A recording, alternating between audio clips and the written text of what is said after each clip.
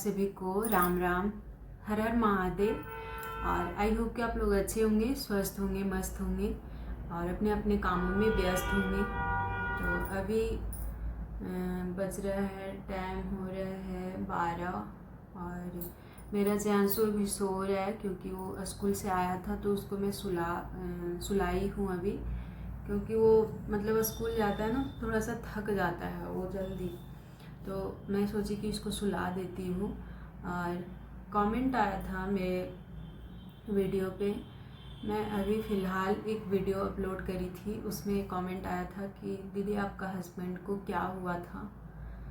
तो उसी के बारे में आप लोग से मैं शेयर करूँगी कि क्या हुआ था, मेरे पति को क्या हुआ था। तो गाइस उससे पहले अगर यदि मेरे वीडियो को आप लोग अच्छा लगता है तो प्लीज़ मुझे सपोर्ट कीजिए। आप लोग का सपोर्ट का बहुत ज़्यादा ज़रूरत है गाइस। और आप लोग को तो पता होगा, जो मेरे वीडियो देखते होंगे, कि एक मेरा छोटा जो बेटा है वो स्पेशल चाइल्ड है।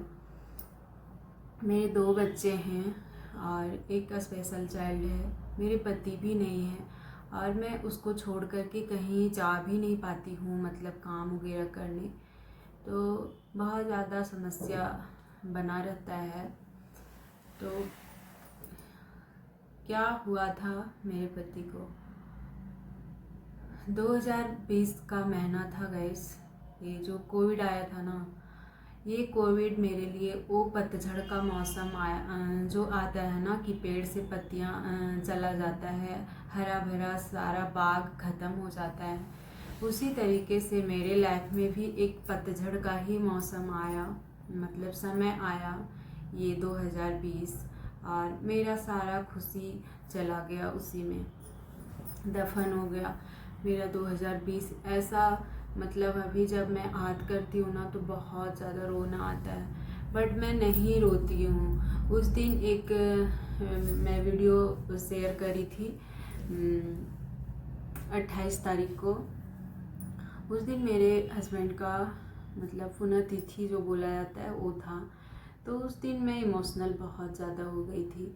और मैं जैसे ही अगस्त का महीना शुरू होता है ना, वैसे ही मैं बहुत ज़्यादा मैं घबराई हुई रहती हूँ। मुझे ऐसा लगता है ना कि मेरा बहुत ख़तरनाक दिन मेरे लिए आ रहा है।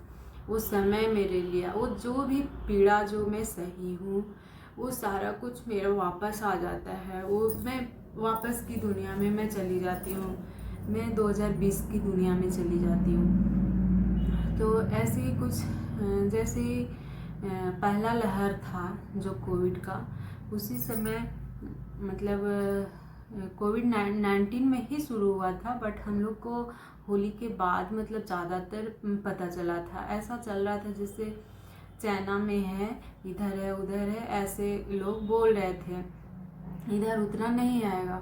और उस समय मेरे पति ड्यूटी में थे और मैं भी साथ में थी।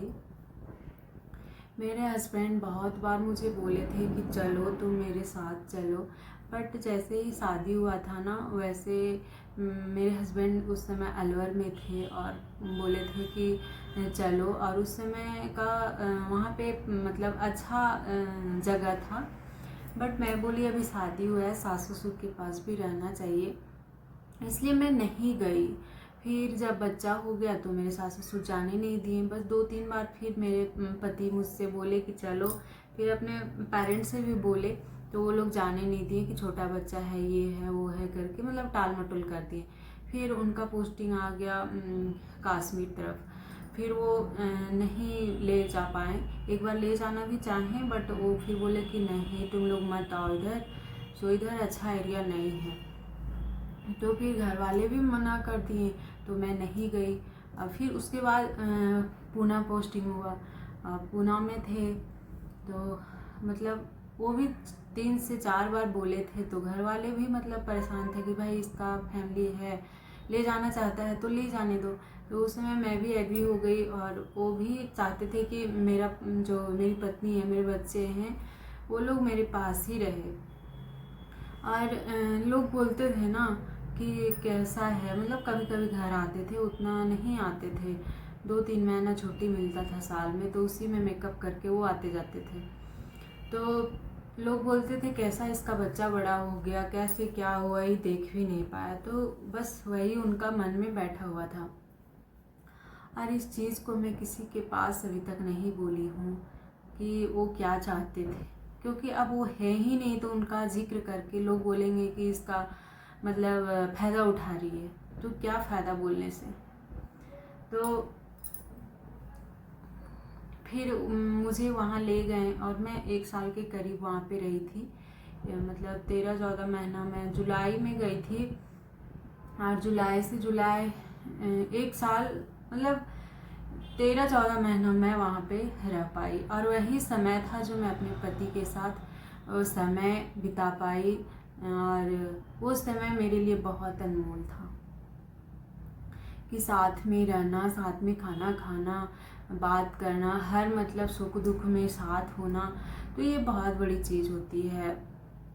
तो लोग नहीं समझते हैं गाइस कि इसके साथ क्या मतलब प्रॉब्लम था, ये था वो था, कुछ भी नहीं। तो उसी समय मैं प्रेग्नेंट भी हो गई थी, और मई में मेरा छोटा वाला बेटा पैदा हुआ था सिजेरियन से। मेरा बड़ा वाला नॉर्मल से हुआ था, और सिजेरियन से मेरा छोटा वाला हुआ था। उसके बाद सारा कुछ ठीक ही चल रहा था। बस कुछ समय बाद जैसे 2 महीना हुआ मेरे छोटा वाला को, तो उनको अचानक से फीवर हो गया। वो एडमिट हुए, मतलब दिखाने गए, तो वहाँ पे उनका जो ब्लड था वो बहुत कम था, मतलब 4-5 पॉइंट था। तो फिर हीमोग्लोबिन मतलब बहुत कम हो गया था। तो फिर वहाँ पे एडमिट हो गए, और 1 महीना के करीब वहाँ पे ट्रीटमेंट चला था। 1 महीना से कम ही चला था। उसके बीच में पता नहीं कौन सा टेस्ट वहाँ पे हो रहा था, क्या हो रहा था मुझे नहीं पता। वहाँ पे जाने भी नहीं देते थे लोग। तो ऐसे मैं एक बार गई थी उनसे मिलने, और छोटा बच्चा था और मैं अकेले हैंडल कर रही थी, सिजेरियन भी हुआ था मुझे। तो वो सब बिल्कुल भी परवाह ना करते हुए मैं सारा कुछ उनको मतलब केयर करती थी। सामने तो थे नहीं कि मैं उतना करती, लेकिन जो भी हो पाता था मैं करती थी। दोनों बच्चों को संभालना, दोनों बच्चों को रखना, ये मेरा जिम्मेदारी था। उसी बीच पता चला कि ब्लड कैंसर, मतलब डॉक्टर जब बोले कि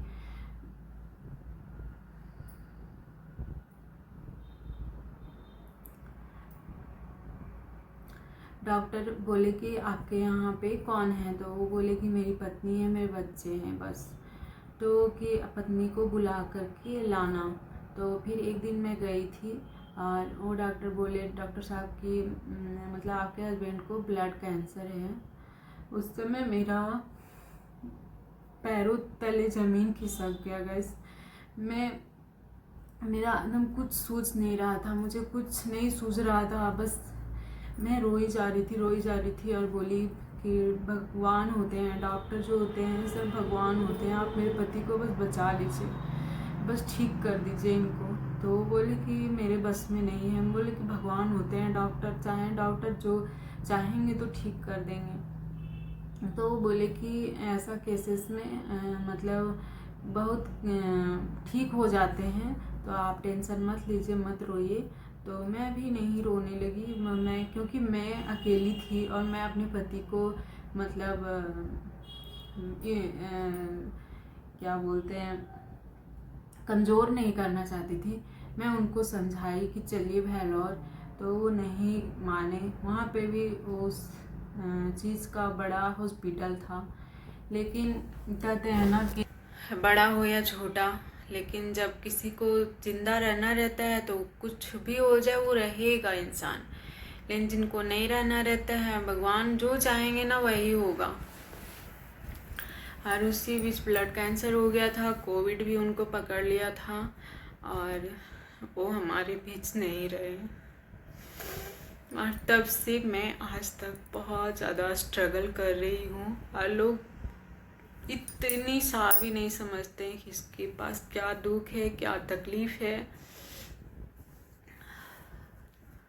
नहीं समझते हैं, बिल्कुल भी नहीं समझते हैं। और मैं स्ट्रगल करते जा रही हूँ। पता नहीं कब तक मेरा ये स्ट्रगल चलेगा। ये कोविड आया और मेरे लिए मेरा दुनिया ही उजाड़ के ले गया। सारा कुछ ख़त्म हो गया, चौपट हो गया।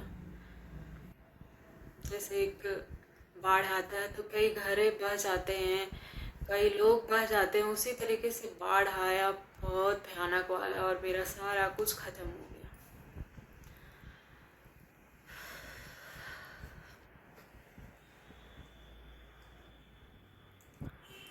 बस गाइस, मेरे पति को बस ब्लड कैंसर हुआ था और कोविड हुआ था।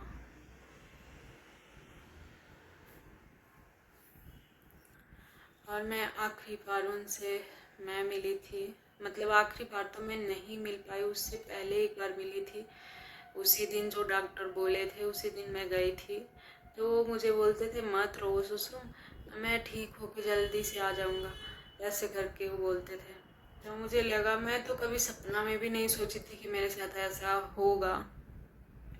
नहीं, मुझे लगता था बस ठीक हो जाएंगे, समय लगेगा बट ठीक होंगे, वो जल्दी से घर आ जाएंगे।